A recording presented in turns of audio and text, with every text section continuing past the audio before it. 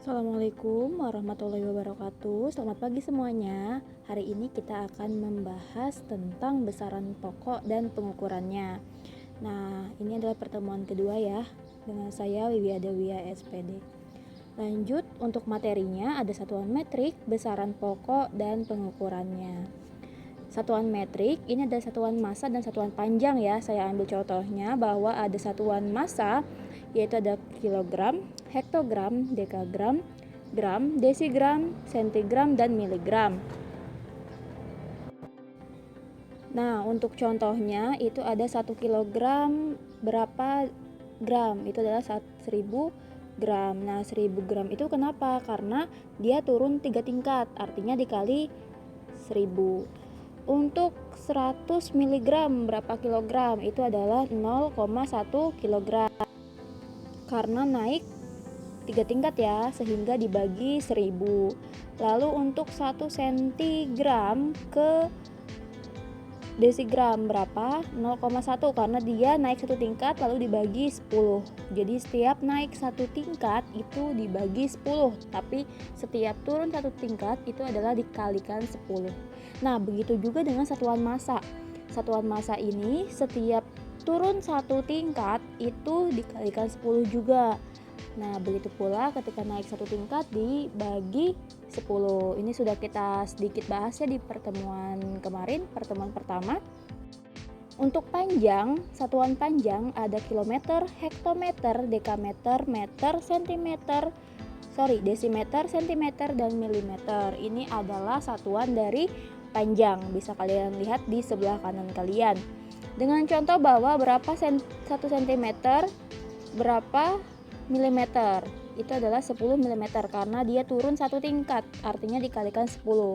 Contoh yang kedua, 1 meter berapa sentimeter, itu adalah 100 cm karena dia turun 2 tingkat sehingga dikalikan 100. Lalu untuk 1 dekameter berapa kilometer, adalah 0,01 karena naik 2 tingkat dibagi 100. Lanjut ya, untuk besaran pokok, ini adalah besaran yang satuannya didefinisikan. Besaran pokok memiliki satuannya berupa satuan internasional yang sudah terkenal secara internasional. Ada berapa besaran pokok? Ada panjang, massa, waktu, suhu, kuat arus, intensitas cahaya, dan jumlah zat. Satuan internasional dari panjang adalah meter dengan lambang M. Nah, massa memiliki satuan internasional kilogram dengan lambang kg. Waktu memiliki satuan second dengan lambang S, dan suhu memiliki satuan Kelvin dengan lambang K. Kuat arus memiliki satuan ampere dengan lambang A. Intensitas cahaya memiliki satuan internasional kandela dengan lambang CD. Jumlah zat memiliki satuan internasional mol dengan lambang mol. Lalu ada alat ukur panjang dan cara pengukurannya. Di sini ada mistar. Mistar ini memiliki 2 skala ya. Yang satu skala utama, dan yang kedua adalah skala terkecil. Nah, kalau skala utamanya menggunakan satuan cm, kalau misalkan skala terkecilnya menggunakan milimeter. Nih kita bisa lihat ya, yang angka 1 sampai 15 itu adalah skala utama. Tetapi yang kecil-kecil itu adalah satuan terkecilnya dengan satuan milimeter. Nah, dalam skala utama cm terdapat 10 skala terkecil yang berjarak 1 mm. Sehingga harga ketelitiannya adalah setengah dari NST atau skala terkecil. Nah, ini adalah setengah dari NST, nilai skala terkecil ya NST itu. Lalu setengah dikali 1 mm artinya tingkat ketelitiannya mencapai 0,5 mm atau 0,05 cm. Lanjut nih, untuk mengukur menggunakan mistar. Ya, di sini ada dengan angka taksiran dan angka dengan tidak taksir. Dengan tidak menggunakan angka taksiran. Nah, bedanya apa? Bedanya ketika angka taksiran kita untuk menghindari kesalahan tidak tegak lurus, artinya paralaks, bisa disebut dengan kesalahan paralaks. Nah, di sini ada pensil. Kita mengukur pensil itu dari angka 0 sampai 6 tetapi lebih. Dia tidak tidak mencapai angka 4, tidak mencapai angka 5, tapi lebih dari angka 4. Nah, seperti ini. Sehingga angka pastinya adalah 6,4 cm. Angka taksirannya adalah setengah dikalikan NST tadi, 0,1 cm ya. Sehingga 0,05 cm. Nah, untuk hasil pengukurannya adalah angka pasti ditambah angka taksiran, sehingga panjang pensil itu adalah 6,4 cm dijumlahkan dengan angka taksirannya 0,05 cm. Hasilnya adalah 6,45 cm. Untuk pembacaan di belakang koma dibacanya 6,45 ya, bukan 6,45. Oke. Pengukuran taksiran ini untuk menghindari kesalahan tidak tegak lurus. Jadi mata kita itu tidak tepat mengukur si pensil ini contohnya. Lalu yang kedua, tidak dengan angka taksiran. Nah, ini adalah kita bisa lihat balok itu pas pada posisi awal dan posisi akhir benda. Posisi awalnya itu adalah di 3,3 cm dan posisi akhirnya di 5,9 cm, sehingga dapat kita simpulkan bahwa hasil pengukurannya adalah posisi akhir dikurangi posisi awal. Nah, posisi akhirnya itu 5,9 dikurangi 3,3 cm sama dengan 2,6 cm. Nah, bisa terlihat jelas ya perbedaannya seperti apa. Lanjut, untuk alat ukur panjang dan pengukurannya bagian jangka sorong. Nah, jangka sorong ini dapat digunakan untuk mengukur panjang, ketebalan, kedalaman lubang, diameter dalam atau diameter luar suatu benda.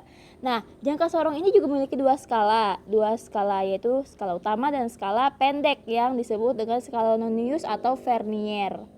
Nah, biasanya alat ini disebut dengan Vernier kalau di luar negeri ya.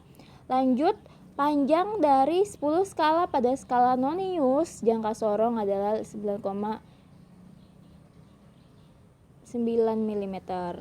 Nah, lanjut, untuk skala terkecilnya 1 mm dengan skala Noniusnya 0,9 mm.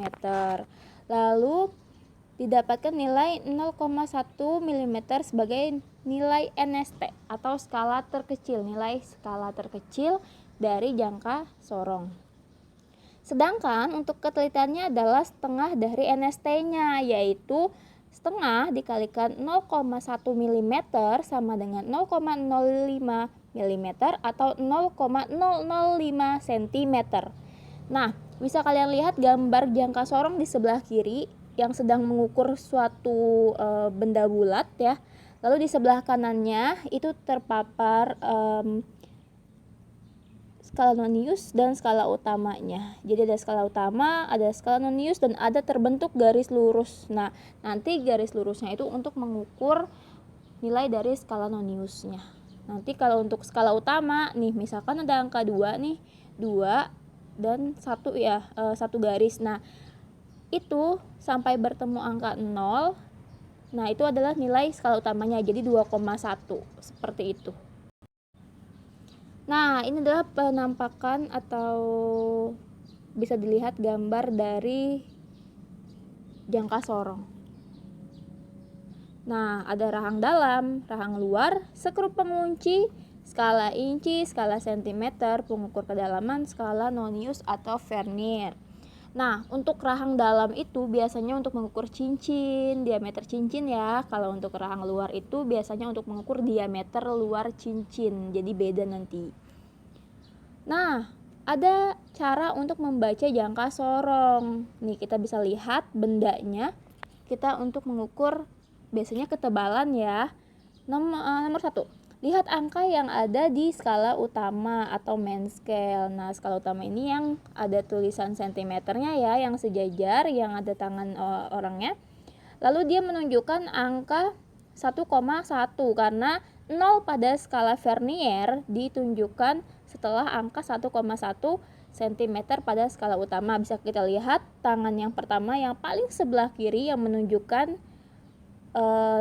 tunjuk di bawah. Lalu nomor kedua, Lihat bagian garis yang ada pada skala utama dan dekat dengan pada skala vernier atau skala nonius. Menunjukkan ukuran yakni 1,1 cm atau 1 cm lebih 1 mm atau bisa juga 11 mm. Terserah ya mau pakai satuan apa, yang pasti harus konsisten. Kalau pakai cm ya cm, harus mm ya harus mm. Lanjut untuk yang ketiga. Nah, poin yang kedua tadi sudah Ibu jelaskan sebelumnya. Lihatlah dua garis skala yang terdapat pada skala utama serta skala vernier yang sejajar atau saling berhimpitan ataupun paling lurus. Nah, contohnya ini terletak pada angka 6,5 ya. Bisa kita lihat yang ditunjukkan oleh tangan yang kedua yang paling kanan itu 6,5. Artinya apa? Ukuran yang tunjukkannya itu adalah 0,65 mm. Nah, tadi ya. Lanjut, ada apa lagi? Ada hasil pengukuran. Hasil pengukurannya itu ditambahkan saja. Tadi kan karena kita menggunakan milimeter ya, milimeter saja. Milimeter berarti 11 mm dijumlahkan dengan 0,65 mm ya. Hasilnya adalah 11,65 mm. Nah, jadi benda merah yang sudah diukur itu memiliki ukuran 11,65 mm atau 1,165 cm. Lanjut, untuk nomor selanjutnya ini pembahasan pengukuran menggunakan jangka sorong. Nah, Rudi mengukur diameter koin menggunakan jangka sorong seperti pada gambar. Nah, berdasarkan gambar di atas, tentukanlah hasil pengukuran diameter koin yang diperoleh oleh Rudi. Nah, skala utama menunjukkan angka 2,6 cm. Bisa kita lihat nih di angka yang di skala yang paling atas.